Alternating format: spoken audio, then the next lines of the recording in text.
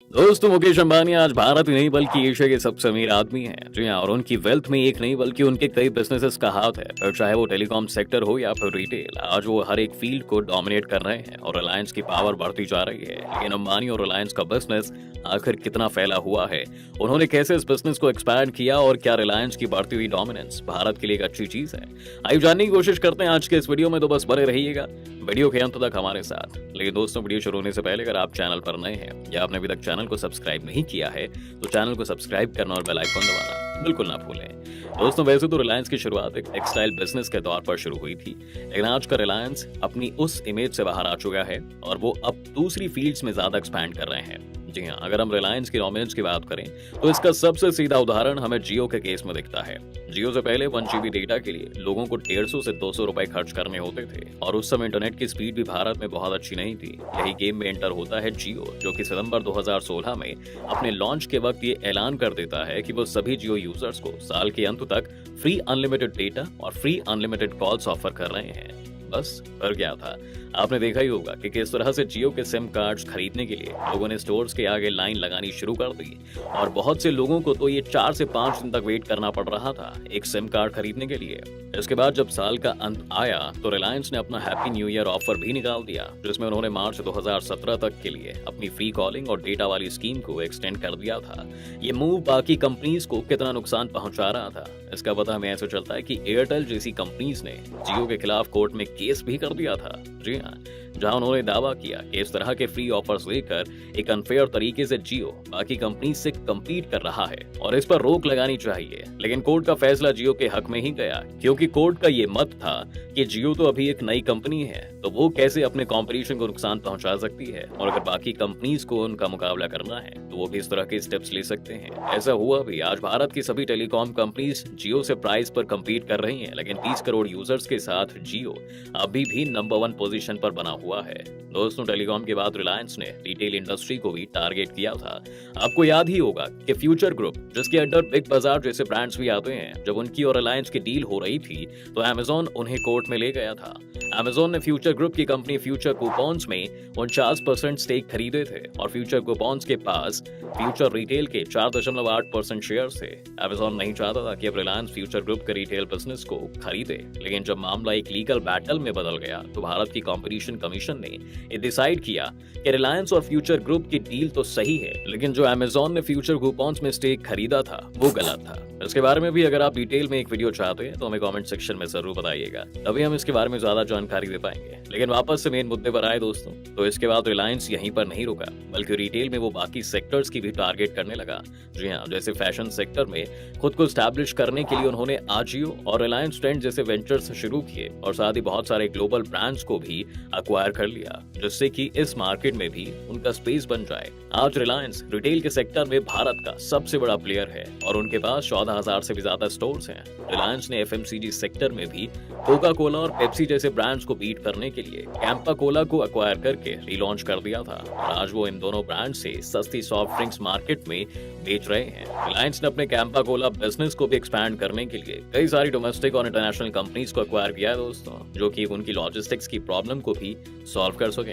लेकिन इन बिजनेसेस की बात अगर हम ना भी करें तो रिलायंस के पेट्रोलियम बिजनेस की बात तो करनी ही पड़ेगी, जो कि उनके कैश काउ माना जाता है। रिलायंस पेट्रोलियम के शेयर्स 2015 से 2020 में अपनी वैल्यू से तिगने हो गए थे और साथ ही सऊदी अरामको जैसी कंपनीज ने भी रिलायंस में निवेश किया था। रूस और यूक्रेन युद्ध के बाद तो अंबानी की और भी चांदी हो गई है दोस्तों, क्योंकि भारत रूस से सस्ता तेल खरीद रहा है और उसी तेल को फिर यूरोप को रिफाइन करके बेच रहा है। रूस से तेल खरीदने में सरकारी कंपनी से ज्यादा एक्टिव रिलायंस जैसे प्राइवेट प्लेयर्स हैं और इस तरह वो इस कॉन्फ्लिक्ट में और भी ज्यादा पैसे कमा रहे हैं और पहले से ही इस इंडस्ट्री को डोमिनेट करने वाला रिलायंस अब और भी ज्यादा स्ट्रांग होता नजर आ रहा है। एनर्जी के सेक्टर पर ही हम ठहरे तो अंबानी ने 60,000 करोड़ का निवेश करके गुजरात के जामनगर में 4 गीगा फैक्ट्रीज बनाने की भी घोषणा की है, जहां पर सोलर पैनल्स और आने वाले समय में इलेक्ट्रिक बैटरीज बनाई जाएंगी। इसके अलावा रिलायंस हाइड्रोजन फ्यूल पर भी काम कर रहा है। इसके बाद इस साल आपने जियो सिनेमा ऐप पर IPL तो देखा ही होगा। IPL की डील से पहले जियो सिनेमा मौजूद जरूर था, लेकिन अमेजॉन, नेटफ्लिक्स और हॉटस्टार जैसे प्लेटफॉर्म्स ही भारत के OTT सेक्टर पर राज कर रहे थे। जियो जियो सिनेमा ने आईपीएल फ्री करके इस गेम को भी पलट दिया और अब जैसे ही जियो सिनेमा के बारे में लोगों को पता चला है तो आईपीएल खत्म होते ही उन्होंने इसमें असुर जैसे शोज को ऐड कर दिया है। असुर शो इससे पहले आप वूट पर देख सकते थे और ये भी रिलायंस द्वारा ऑन प्लेटफॉर्म ही था। मीडिया के स्पेस में भी आज रिलायंस की उतनी ही डोमिनेशन है। आज रिलायंस ग्रुप नेटवर्क 18 को ओन करता है, जिसके अंडर 70 से ज्यादा टीवी चैनल्स आते हैं जिन्हें 80 करोड़ इंडियंस भी देखते हैं। इनमें कलर्स, एमटीवी, VH1 समेत बहुत से न्यूज चैनल्स भी शामिल हैं। पर अब सवाल ये भी है कि क्या एक ही इंसान या एक ही कंपनी के हाथ में इतनी पावर होना एक अच्छी बात है? कुछ लोग ये भी कह सकते हैं कि इससे हमें क्या मतलब है, रिलायंस को जो करना है वो करता रहे, हम कौन होते हैं उन्हें अच्छा या बुरा बताने वाले। लेकिन ऐसा नहीं है दोस्तों, क्योंकि इस तरह के सवाल माइक्रोसॉफ्ट और गूगल जैसी कंपनीज को लेकर भी दुनिया भर में उठते हैं, क्योंकि सभी लोग उस पॉसिबिलिटी से डरते हैं जहां एक कंपनी उनकी लाइफ के ज्यादातर एस्पेक्ट्स को कंट्रोल करेगी। जैसे जैसे रिलायंस सभी इंडस्ट्रीज को डोमिनेट कर रहा है, वो आपसे और हमारे चॉइस छीन ले रहा है। अगर टेलीकॉम सेक्टर की बात करें तो अगर आपको जियो की सर्विस पसंद नहीं है तो आपके पास सिर्फ अब एयरटेल और वीआई के रूप में ही दो ऑप्शंस बचे हैं। और अगर ये भी ना होते तो आप चाहे जितनी मर्जी कंप्लेंट कर लेते, लेकिन फिर जियो के पास कोई इंसेंटिव नहीं था अपनी सर्विस बेहतर करने का। इसके अलावा लोगों को ये डर भी है कि रिलायंस का राइज भारत में बढ़ते क्रॉनिक कैपिटलिज्म को भी दर्शाता है। क्रॉनिक कैपिटलिज्म उसे कहते हैं दोस्तों जब कोई कंपनी या इंसान सरकार से अपने कनेक्शंस और मार्केट में अपनी डोमिनेंट पोजीशंस के कारण खुद का फायदा करते जाता है, जो कि देश की इकोनॉमी के लिए भी बहुत खतरनाक हो सकता है। इसमें कभी कभी छोटे अंबानी यानी कि अनिल अंबानी का भी एक एग्जाम्पल कोट किया जाता है, जब उन्होंने रिलायंस डिफेंस नाम की एक कंपनी शुरू की थी और अगले 12 दिन में ही उन्हें सरकार की तरफ से राफेल का कॉन्ट्रैक्ट मिल गया, जबकि सरकार के पास हिंदुस्तान एरोनॉटिक्स लिमिटेड नाम से एक कंपनी थी जिसके पास फाइटर एयरक्राफ्ट बनाने में देश का तजुर्बा भी था। इसके अलावा भारत में एक दूसरी प्रॉब्लम ये भी है कि जहां अमेरिका जैसे देश में भी क्रॉनिक कैपिटलिज्म बहुत भारी मात्रा में है, लेकिन वहीं यह क्रॉनिक कैपिटलिज्म वहां पर इनोवेशन को ड्राइव भी करते हैं और स्टार्टअप्स में इन्वेस्ट करते हैं। वहीं अगर आप भारत के स्टार्टअप्स की तरफ नजर डालेंगे तो सभी के अंदर चीन, जापान और अमेरिका से आई हुई कंपनीज ने इन्वेस्ट किया हुआ है, जबकि इंडियन बिजनेसेस बहुत रेयरली ही अपना पैसा इस तरह के स्टार्टअप्स को फंड करने में इन्वेस्ट करते हैं।